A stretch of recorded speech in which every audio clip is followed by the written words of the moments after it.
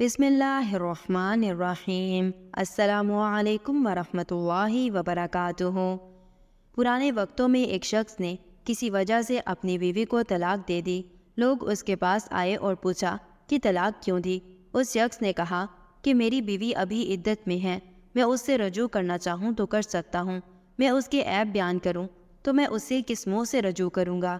لوگ چلے گئے، عدت ختم ہو گئی، اس نے رجوع نہیں کیا۔ لوگ پھر اس کے پاس آئے اور طلاق کی وجہ پوچھی تو اس نے کہا اگر اب اس کے عیب بیان کروں گا تو اس کی شخصیت کو مسخ کرنے کے مترادف ہوگا، اس کی شادی نہیں ہوگی۔